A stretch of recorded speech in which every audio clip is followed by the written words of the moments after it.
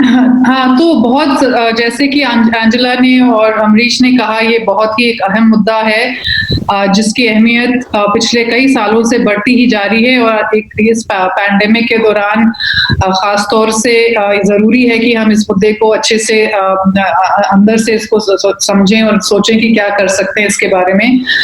लेकिन मेरे ख्याल में जो ये प्रॉब्लम है एक तरह से, वो सिर्फ कमर्शलाइजेशन की प्रॉब्लम नहीं है।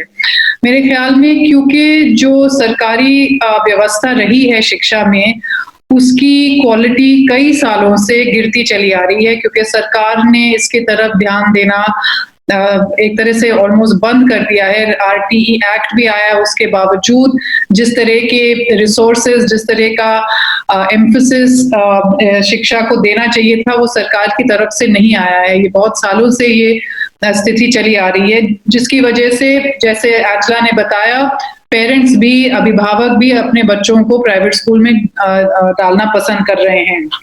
तो क्योंकि प्राइवेट सरकारी स्कूल की हालत बहुत खराब होती चली जा रही है, तो एक तरह से एक जगह बन गई है नॉन प्राइवेट, नॉन स्टेट स्कूलों के लिए। और बहुत से जो आर्ग्यूमेंट्स दिए जाते हैं वो एफिशिएंसी, कॉस्ट इफेक्टिवनेस और मतलब कि जो गवर्नेंस है उसके तरफ से आ रहे हैं कि सरकारी स्कूलों में या पब्लिक स्कूलों में जो है वो एफिशिएंटली नहीं चलते हैं, इसलिए बच्चे सीख नहीं पाते हैं। और आप देख रहे हैं कि हर साल असर रिपोर्ट और पीसा और एनएस सब यही दर्शाते रहते हैं कि हमारे बच्चे जो है इन स्कूलों में ठीक तरह से सीख नहीं पा रहे हैं। इसलिए हमें जो है प्राइवेट स्कूलों की जगह बढ़ा देनी चाहिए, क्योंकि प्राइवेट स्कूल्स जो हैं, उनकी जो मैनेजमेंट प्रैक्टिसेस हैं, उनके जो गवर्नेंस स्ट्रक्चर्स हैं, वो ज्यादा एफिशिएंट रहते हैं और उसकी वजह से वहां पर बच्चे बेहतर पढ़ सकते हैं और कॉस्ट को भी लेकर वो इफेक्टिव ज्यादा है। अब ये जो एक आर्ग्यूमेंट है जो कि पब्लिक डोमेन में कई सालों से अब रखा जा रहा है और जिसकी आवाज बढ़ती चली जा रही है, इसको हमें ठीक तरह से समझना हमारे लिए जरूरी है। क्योंकि एक तरफ ये बहुत अट्रैक्टिव लगता है कि हाँ, of course they should be efficient, they should be cost effective, and but we have to understand what this really means, and what it means is that कि हम जिसकी वजह से हम देख रहे हैं लो कॉस्ट प्राइवेट स्कूल्स भी आ गए हैं, क्योंकि पहले ये आर्ग्यूमेंट था कि प्राइवेट स्कूल सिर्फ जो लोग उनको अफोर्ड कर सकते हैं वहीं पर वही लोग अपने बच्चे भेज सकते हैं। तो लो कॉस्ट प्राइवेट स्कूल्स भी आने लगे, लेकिन लो कॉस्ट प्राइवेट स्कूल्स की क्वालिटी हम सब जानते हैं क्या है। वहां पर जो टीचर्स हैं वो अनट्रेन्ड हैं, उनकी सैलरीज बहुत कम है, तो वो कॉस्ट कम करने के लिए वो अनट्रेन्ड टीचर्स को रखते हैं, तो उसमें एक्चुअली क्वालिटी ऑफ लर्निंग ठीक नहीं है और हो भी नहीं सकती है। बट क्योंकि पूरा जो है एम्फसिस एफिशिएंट मैनेजमेंट और कॉस्ट इफेक्टिवनेस की तरफ हो गया है, कोर वैल्यूज या कोर ऑब्जेक्टिव्स शिक्षा के हैं, एजुकेशन के हैं, वो कहीं ना कहीं इस पूरे डिस्कशन में साइडलाइन हो गए हैं। और हमें हमारी मुझे लगता है कि सबसे अहम मतलब लड़ाई एक तरह से प्राइवेटाइजेशन के खिलाफ है।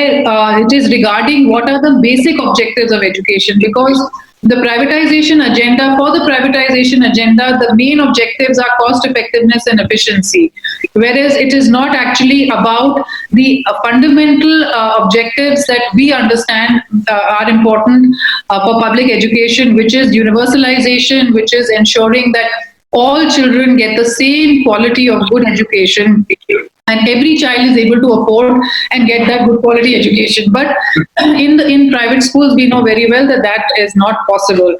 Now,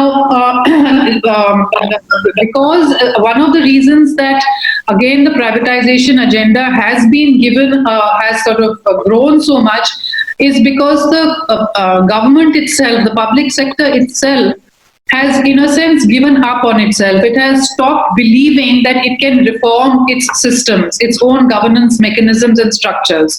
And so they are constantly looking towards non-state actors to help them. कि कोई एनजीओ आके स्कूल चला ले या कुछ हमें कोई सप्लाईज दे दे या कोई प्राइवेट सेक्टर आ जाए या कुछ नहीं तो पीपीपी ही कर लें, कि the message that is coming from the government and from the private public sector is that we can't manage. the problem has become so big, and because it is such a diverse country and there are so many different situations that have to be dealt with and tackled, we are unable to manage it. Therefore, we need the help of the private sector and all other kinds of non-state actors. This is a very dangerous situation actually that we have reached. Because if the public sector gives up on itself, then really what are we going to do? Then what can civil society do? What can anybody do? So I think we have to fight the narrative at that level. We have to reassert the importance, the fundamental importance of the role of the state in providing education. That public education is very much a part of the social contract of a democracy, which is what we are.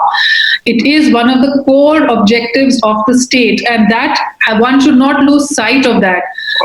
एक बार वो main idea हम उसको आगे लाएं तो फिर जो उसकी मोडालिटीज है, उसकी प्रक्रियाएं हैं, उन सब पे चर्चा हो सकती है. लेकिन हमारी लड़ाई अभी एक तरह से सिद्धांत पे है. एक तरह से we are fighting a ideological battle first. And I think on that we have to have clarity and be very firm that we are not willing to accept anything but the main primary core role of the state in providing education for all children. After that, once there is basic education has been universalized, surely there is place for non-state actors to help, to facilitate, to provide additional activities or additional support. But the core of the education system has to be controlled, managed, regulated by the public sector or by the state. And I think that is the main issue that needs to be given importance again and again. And in that context, everything else that is happening within the education sector related to non-state or privatization has to be seen in the light of that basic fundamental objective or value, if you like. So mainly, so that's where we are, and everything, I mean, of course, all different forms of private provision, we have been seeing private or non-state provision have increased. It's not only in the provision of schools, but in the provision of all the supplementary activities as well, whether it is किताबें हैं, चाहे वो assessment systems हैं, अभी PISA भी आ गया है, पहले असर का तो था ही एक main assessment system, चाहे वो मतलब टीचर ट्रेनिंग के कॉलेजेस हैं, मतलब हर जगह एक तरह से सिर्फ स्कूल चलाना ही नहीं, बट उससे मिले जुले जो भी एक्टिविटीज हैं उसमें भी प्राइवेट सेक्टर का रोल बढ़ता ही चला जा रहा है. तो ये और जो वैल्यूज प्राइवेट सेक्टर की इंस्टीट्यूशंस, एक्टर्स ये एजुकेशन के प्लेटफॉर्म पे ला रही हैं, दोज आर प्रॉब्लमैटिक, क्योंकि वो कलेक्टिव नहीं है, वो इगैलिटेरियन नहीं है, वो डेमोक्रेटिक नहीं है. तो हमें इन सारे मुद्दों पे जो है सोचना पड़ेगा.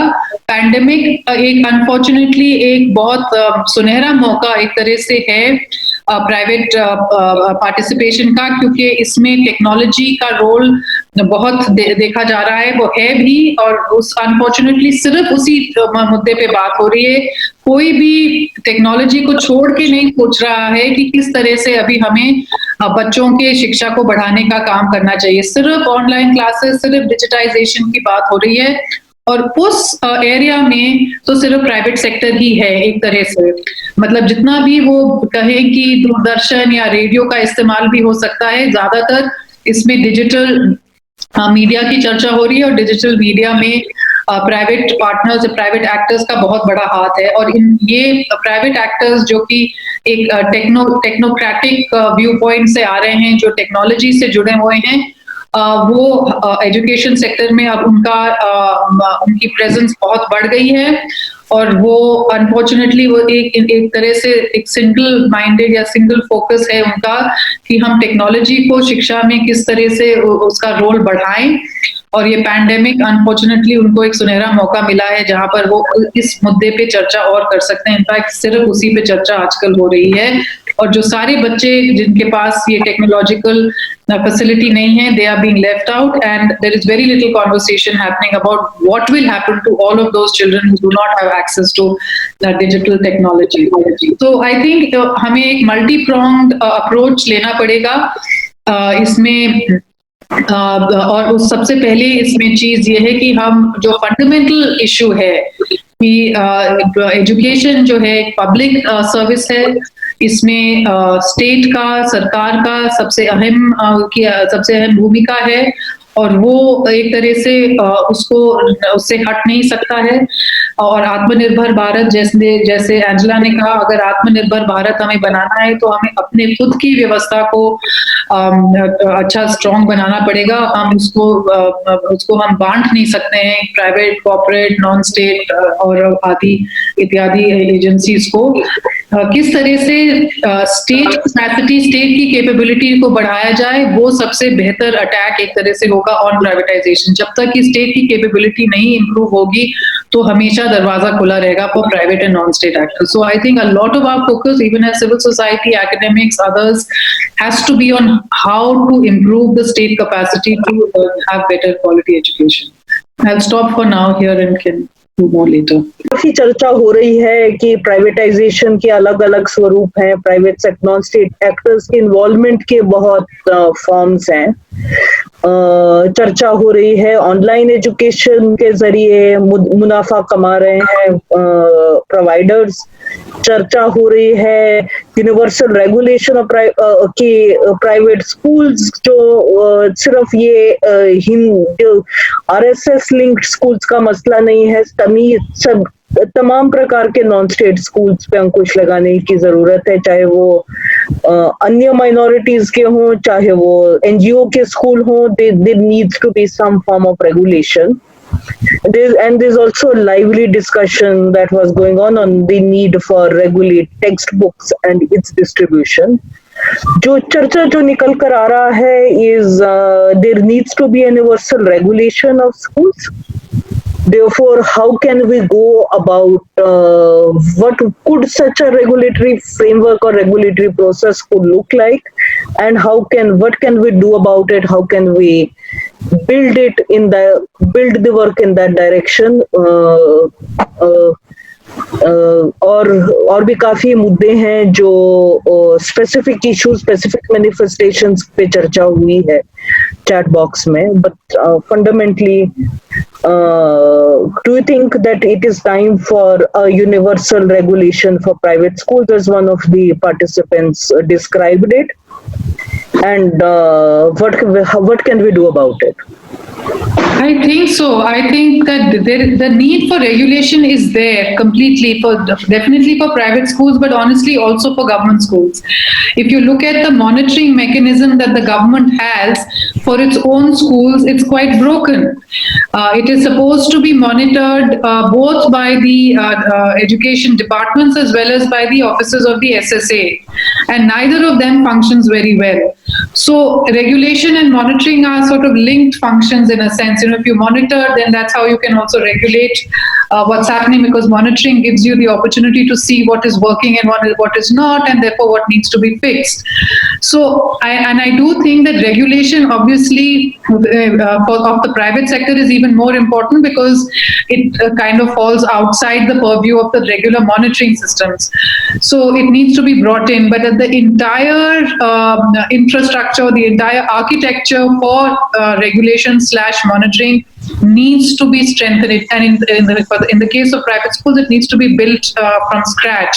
And obviously that responsibility ideally should lie with some kind of independent autonomous body, so that it doesn't have any kind of bias on any side.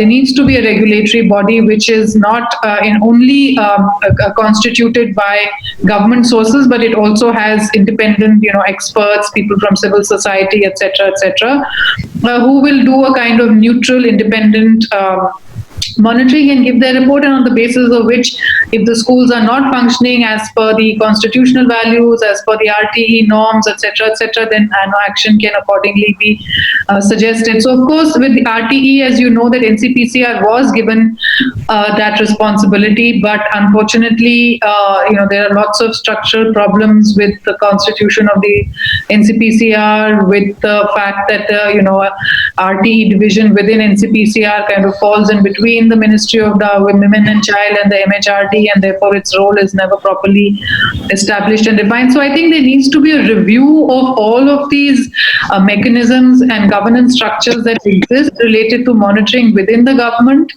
and separate and much more detailed conversation is needed about regulation both of government schools as well as and especially of private schools. One of the problems that we have with regulating private schools is we are also not collecting enough data about them. A lot of them are falling out of the ambit of the regular data collection agencies, and I think that needs to be strengthened. The reality is we just do not have enough information about private schools today, and given the fact that we all know they're increasing rapidly, we first need to get a sense of how many they are, where they are, what sort they are, and then in line with that develop a mechanism for monitoring. So my suggestion, of course, would be that while it has to have a strong presence of the state, it should ideally be a more independent or autonomous body that has people, the parent body membership, teacher association membership, civil society membership, etc., so that it can be more representative and democratic in nature. I'm not entirely in favor of the Ofsted model, which is commonly used, but I think that it is time to have a conversation and start to have a larger public debate and discussion about what sort of regulatory mechanism one can have for education.